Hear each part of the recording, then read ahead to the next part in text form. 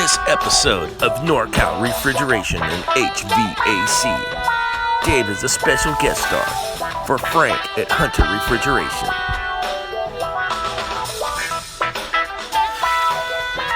As they tackle the walk-in box.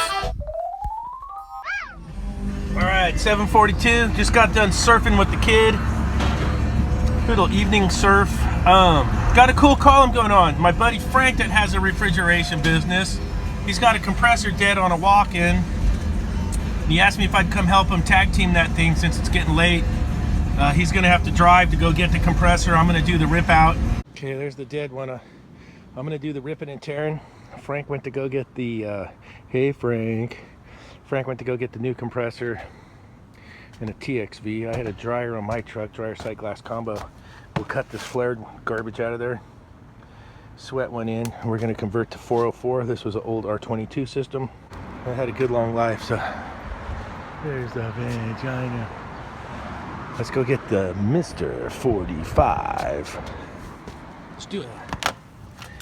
This is the cord you can get at the wholesale house to scab power when you don't have any 110 nearby. If you don't check voltage, you can fry your gear, so that's a tip of the day. NorCal's tip of the day. Let me get it hooked up here and I'll show it to you guys. It's usually when you got a 3-phase unit, you'll have stinger legs sometimes, but I like to check it anyway. So you just get one lead to ground, go to line, see what your voltage is. So I'm 121, I'll go to the next one.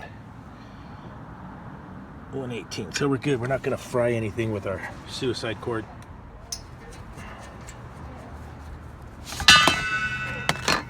Make a little pile of goodies down here. So there it is. Okay.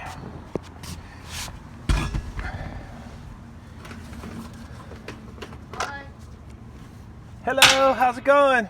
Okay, so this is where I'm at. I got the gauges hooked up, and I want to give it a little smell to see if it's a burnout. So it doesn't smell like a burnout. So we got lucky on that aspect.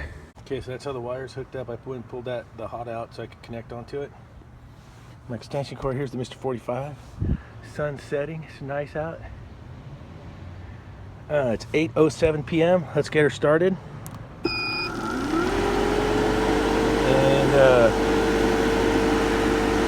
It was all cracked from when I purged it, the lines. I'll let you guys know how long it takes to recover this little walk-in condensing unit. It sits, there's boxes right here. I'm on top of the box, so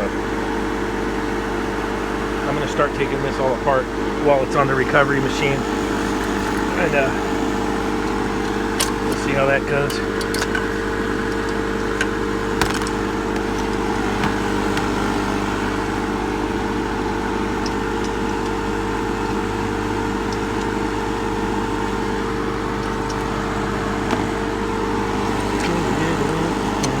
I'm going to put the phone down because I'm going to tap this loose right here to get the wiring connection off. So hang on. It's like 8:13. We're still humping along here. I got the electrical taken off. I'm working on the bolts. What do we got going here? Yeah, we're getting there. Moving right along. I'm going to bugger right there. There we go. That little guy's in my way, huh? We'll make it happen.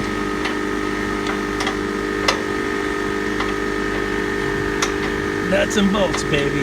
Nuts and bolts. She ready for a finger bang? Not yet. Not yet.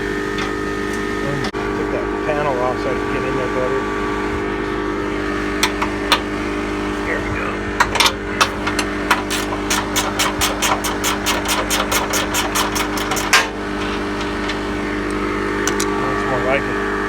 I'm gonna leave that. I'm gonna leave the back one on there so that the that guy back there.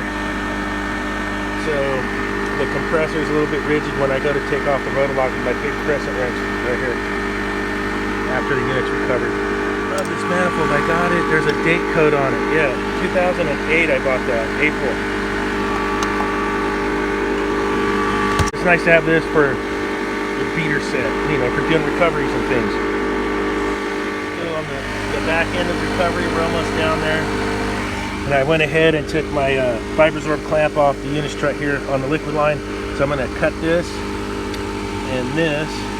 So I'm going to install the dryer sight glass combo, the sweat one. No more flare nuts. Okay, that's going to be like that. Sweat it in. It's all one unit. I think you guys have seen me use those before. If you haven't, there's the part number. CSG163S, Sportland. Bammo! Shawammo! There it goes, complete. It's 8:24. So let me do the math. Hello! Let me turn that off. Okay, so go ahead and unflare your old dryer sight glass. And then where your flare is, right here, your tubing cutter has this notch in it, and it's made to cut the flares off. So go ahead and cut your flares off. Okay, so I went ahead and bent the pipe over here like this so you can see this. So see the groove? That's made to cut your flare off. And we'll go ahead and we'll cut the flare off of there. And I'm gonna harvest me 2 3/8 flare nuts. Whoop, whoop, harvest.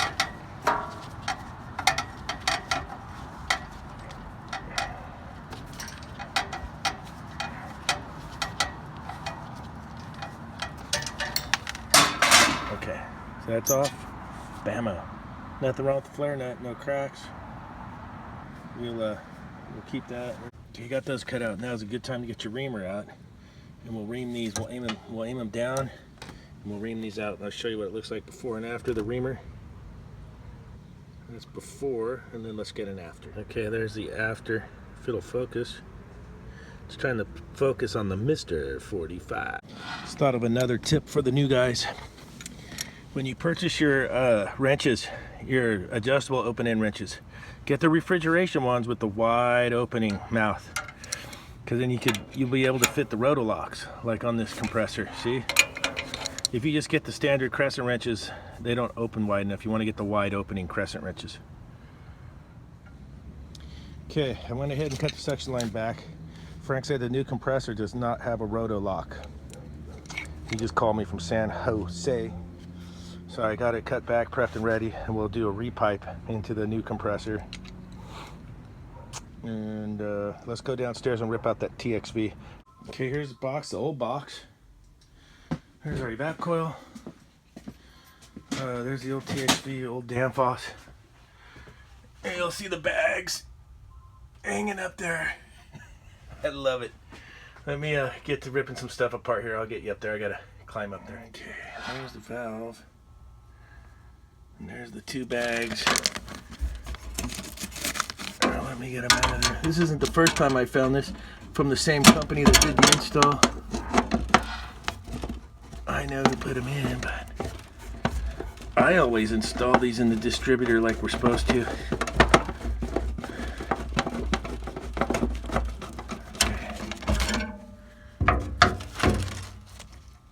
There's the R22 one, never installed. And here's the one for all other refrigerants. Never installed. Let me turn my headlight off. This will work better. Restart. Okay.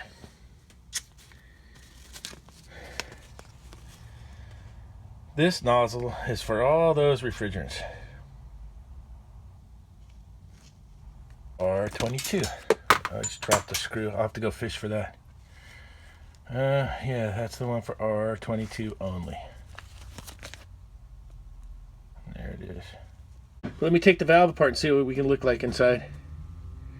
See if we can get up in there. Let's see. What's missing in there? Dun dun dun dun. Boom boom boom boom boom boom.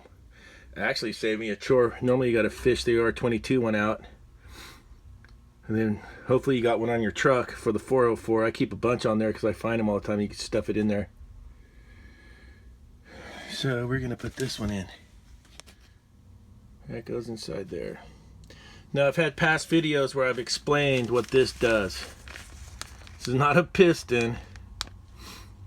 It's for the distributor. So we're getting even amount of refrigerant in there, so we don't get what they call the slippy or the slide. So you could look it up on a Heatcraft's website if you really want to get in detail what it's there for, but it's engineered to be in there. Put them in there. Of course, it worked without it in there for a very long time. Maybe this will make it more efficient. Who knows? Or it'll be a little more engineered better. Okay, let's see if it'll focus. I got her down up in there. Got the clip in. So we're ready to rock and roll when we get the new TXV. Show you guys this real quick. I got this light at Costco. And I got my headlamp on. Okay, I turned my headlamp off. Let me turn it on. It's rechargeable LED and it'll charge up your cell phone too. See, it's got a little USB back there and stuff.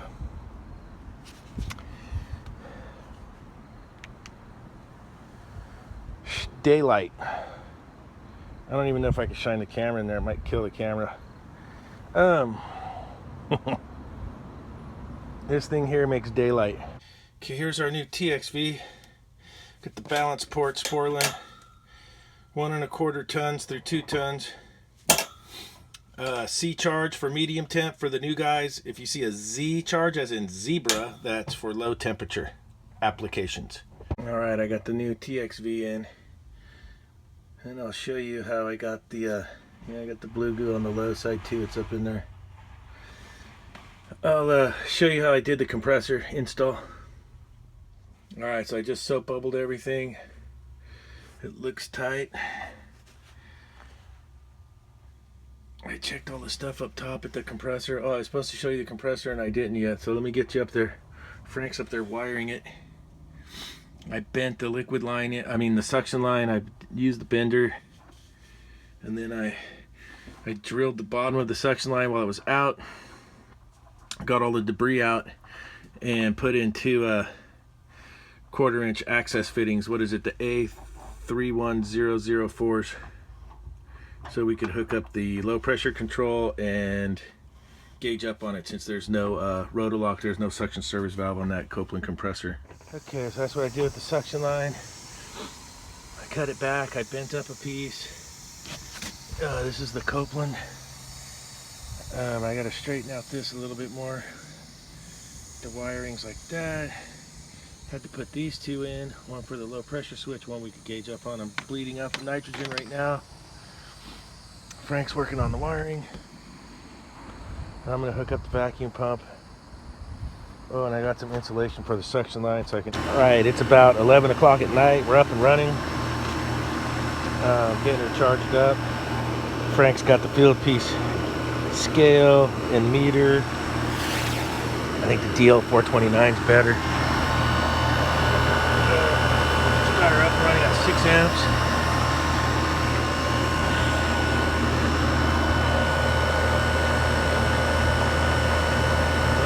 Condensing, 33 evaporator. That box is about 55 degrees. And just getting started here. Sight glass is getting clear. See my soap bubbles. I checked everything.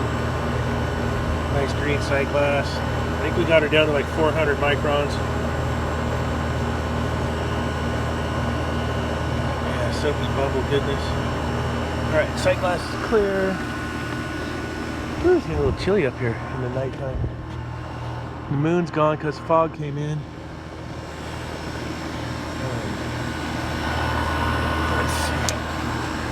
I get my light up like this, it really gets bright.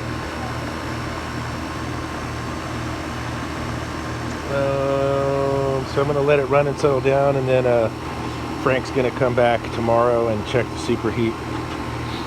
So I helped my buddy out. Save the organic lock-in box. Sweet.